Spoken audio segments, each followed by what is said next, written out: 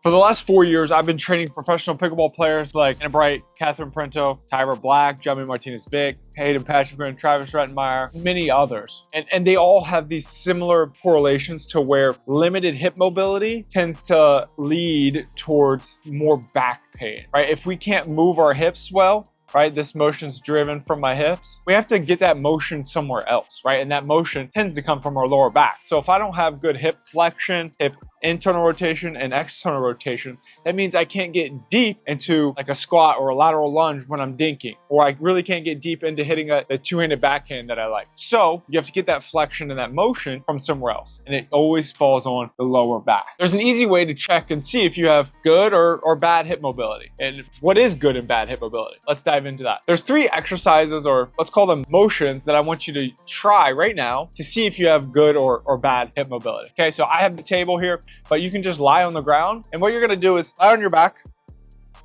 And the first one you're just gonna see is if you can pull your leg with your leg bent into your chest. What I wanna do is I wanna get my thigh to touch my chest. Can I do that without my butt rolling up, right? I don't want this hip to like roll up like this, so I have to squeeze my butt. I wanna keep this hip down while trying to get this knee to my chest. Where do I feel there? Do I feel like a hip impingement here? Is it getting tight, like a little pain? Or can I easily get this thigh towards my belly? I want the thigh to touch my belly.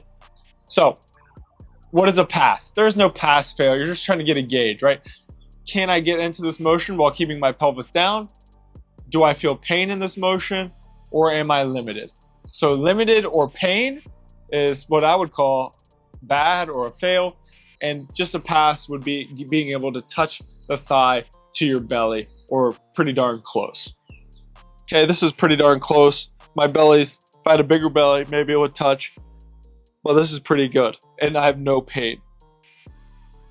So I would consider that a pass, right? There we're looking at hip flexion. Can I flex the hip very well without having to like round at my pelvis? The next test I want to try and look at is internal and external rotation. So internal rotation is my thigh and my femur rotating towards the midline of my body. Here's the midline. I want this femur to rotate towards the midline of my body, so my foot will go out. This is hip internal rotation, and then we're going to look at hip external rotation. Okay, so first looking at internal rotation, what I'll do is I'll put my hands on my hips. I'll stand up tall, and you can just do this on a chair, anywhere that your legs can be dangling, right? So I'll pause the video right now, go find somewhere to sit, grab your phone, whatever, where your legs can be dangling. Give you a second. Nice, welcome back. Legs are dangling. I want your hands on your hips, and I just want your knees to be pointing forward. And we just don't want to like rock the motion like this, right? We want to keep everything in a line and just rotate that femur towards the midline. Rotate as far as possible until you feel a sticking point, right? So I go from here to about right there. Look at that. That's probably what, 25, 30 degrees of motion. Okay, now let's do the same leg, external rotation. So I'm moving the femur away, rotating it away from the midline. Same thing. I don't want to rotate at the torso. Sometimes I got to move this leg out of the way. A little bit more motion there, okay? So let's call it 25, probably actually closer to 20. And then, what is that? Maybe 45, you have a better angle. Okay, so let's check the other leg. Knees straight, on my sit bones. Let's do internal rotation, closer to 45 here, right? On the left leg, and then external rotation a little bit less. Okay, 45 and maybe like 20. Okay, so I have about 65, and what was this? What do we call it? 20 and probably 45, about 65 degrees of motion on both sides. What we want to do is we want to have a total arc of 120 or more. Okay, so what? I had 65 and roughly 65 on both of these. Add both legs together, it's over 120. So that's decent, right? We want a little bit more motion than that even. So a little bit more than 120. So if you're in the 130 to 140 ranges, you're in a pretty good place. You see like there's a big difference from like, right? Like look at the internal rotation from leg to leg. I have a lot more on my left than I do my right. That's just based on the sport of that I grew up playing. I played baseball. You know, I needed more hip, I was a pitcher, so I needed more internal rotation on my left leg. But for pickleball, you kind of need similar amounts, but this is just giving us information to, okay, now I know I have more internal rotation. Now I can do more internal rotation exercises for this leg and focus there, and more external rotation exercises focused on this leg, because this one's more limited, right? So I'm just a little bit biased in certain areas. It's not necessarily good or bad. It's just giving us information on how to train and do exercises to help gain more motion and get stronger in those motions. Okay, so now I'm gonna give you just a few exercises, beginner exercises that you can do at home to help loosen up your hip flexors, get more mobility all around your hips. Okay, let's jump into those exercises. First exercise is gonna be a couch stretch. Call it a couch stretch because you can just do it in your living room very easily. You can do it on a bench. Usually just want to start with like not too high of an elevation. Okay, so I just grabbed one of my outdoor furniture pieces. What I'm gonna do is I'm gonna put my back leg up on this chair first. And what I want to do is I want to make sure that this booty can get squeezed. If I can't squeeze this, I'm not doing anything really, right? Like this isn't good. My hip isn't flexed. I want to get this booty fully squeezed. If I can't do this, this foot needs to be lowered. So usually I'll start with somebody with like just an elevation of like this high. If they don't have good hip extension, they can't flex their booty, I'll start super low and then work their way up, maybe even work them all the way up to a wall. But you have to be able to get this booty squeezed. Many people can't get into full hip extension here. This is tough. My quad is fully engaged, being stretched right now, as well as my hip flexors, okay? So booty squeezed, fully forward. All I'm gonna do is keep this booty squeezed, my hips forward. I'm gonna fully breathe, exhale, and inhale. 5 big breaths. Once I do that, I'm gonna actually add a little arm lift and a little lean. Not much, I'm not like blowing it out. I just wanna keep this squeezed. And do 5 full breaths.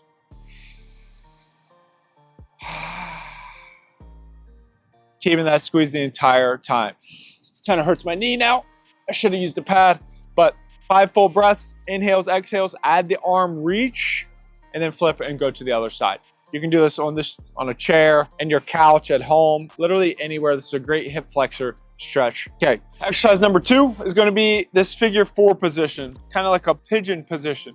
We're gonna be stretching our glutes a little bit, as well as just kind of training a little bit more external rotation. Okay, so we're just gonna get in this pigeon position. So what I wanna do is get this leg up in front of me, kind of like in a 4, right? Some people call this a figure 4 position. So my leg is kind of angled at a 45 degrees. I just wanna get in this position, keep this booty squeezed, this leg straight. And I just wanna kind of rock in this position, okay? I'm trying to get into this right glute. Kind of rock in here. When I rock to the right, I feel it a lot more in my glutes, so I kind of want to hang out there. Then my goal, once I'm kind of hanging out here for a little bit, is just I want to get my chest down to the ground. So I just want to get on my elbows now and start rocking, making sure that I'm fully breathing in this position. Full inhales, full exhales.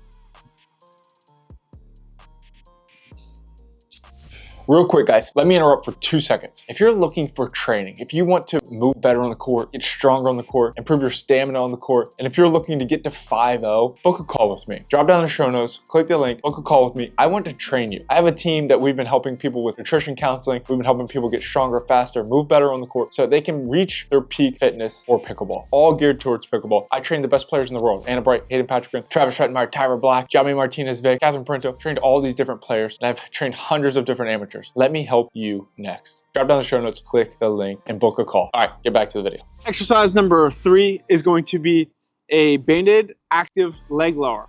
So I'm gonna kind of get into a little bit more hip flexion and hamstring stretch here. So I'm gonna be lying flat on my back. I'm gonna put a band around my foot on one leg, get some good tension there. Then I'm gonna lift both legs up, straight up and down. From this position, I'm gonna keep the tension here, keep this leg locked out. Be nice to me. I need a knee replacement and this leg doesn't lock out fully like this one does. And what I'm gonna do is I'm just gonna actively lower this leg, slow and controlled, keeping this leg up. Tap my heel on the ground and then bring it back up. I'm gonna do it about 10 times and then I'm gonna switch sides. What I'm doing here is I'm working a little bit of hip flexion, right, within this hip, but I'm mainly working on some core engagement, keeping my core flexed and my back flat, and stretching this hamstring.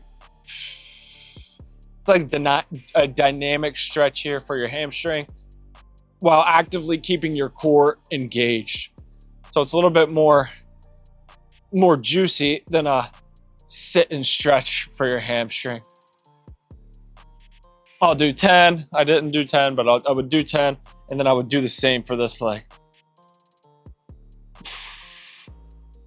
Gotta keep that leg locked. Do your 10 reps, then you're good. Nice little hamstring stretch here. One of my favorite exercises to train adductor mobility, right? The muscles on the inside of your thighs. It's gonna be a kickstand, adductor, rock. Okay, I'm gonna give you both views. So, forward facing, I'm gonna be on all fours to start. My toes are up, right, on the ground. They're not flat with the tops of my feet on the ground. Toes are on the ground. Then I'm gonna kick one leg out straight. What this leg is gonna do, toes are gonna be pointed forward. And then I want this leg to kind of be angled a little bit this way. I don't wanna be straight up and down. I wanna kind of angle it a little bit. Oh, so I'm already getting into a little bit of stretch in my adductors. I'm gonna rock forward, and then I'm just gonna push with my hands, my butt to my heels. Exhale, and then come back out. Keeping this toe pointing straight forward the entire time. Exhale. I'm feeling a big stretch in my adductor. Come back.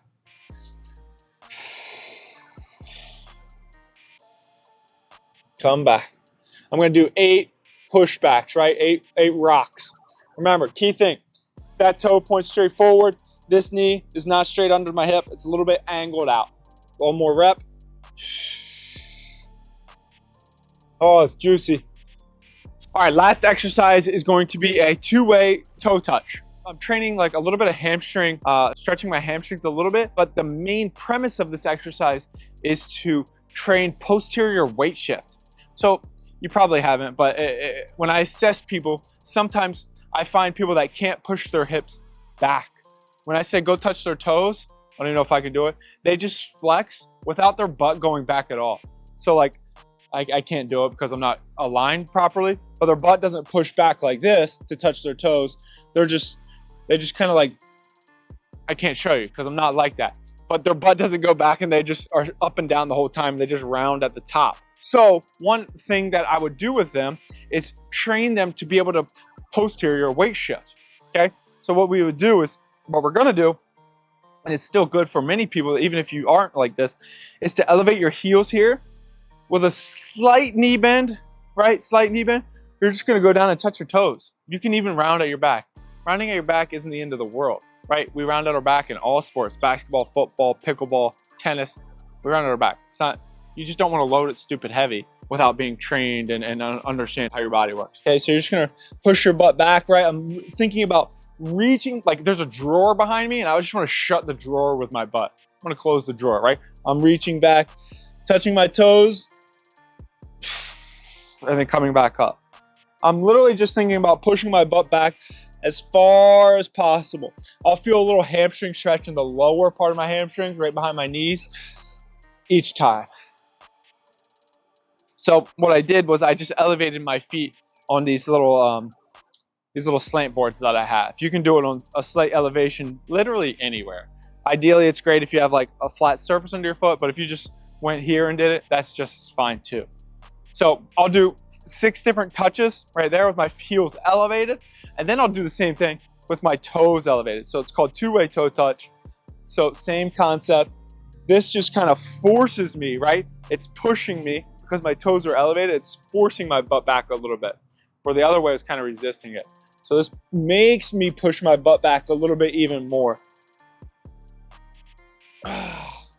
Like I said, 5 to 6 with your toes elevated, 5 to 6 with your heels elevated. Guys, that's 5 different stretches that will help increase your hip mobility for pickleball, right? You just want to get better at pickleball. You want to move better and you want to have no back pain. You want to limit back pain. You want to limit pains in general. Start adding these stretches to your daily routine. You can do the sets and the reps, right? About 2 sets of each exercise, 5 to 8 reps, kind of like I specified for each exercise. Do that each day. It takes about 15 minutes and your hips are going to be golden. You're going to start feeling good. If you need a personalized fitness coach to help you level up your game, if you're tired of trying to figure it all out on your own, and you want a fitness coach that's dedicated to you to increase your fitness for pickleball, drop down to the link below, the show notes below, and click the link. Let's schedule a call. Let's chat and see if I can help you out.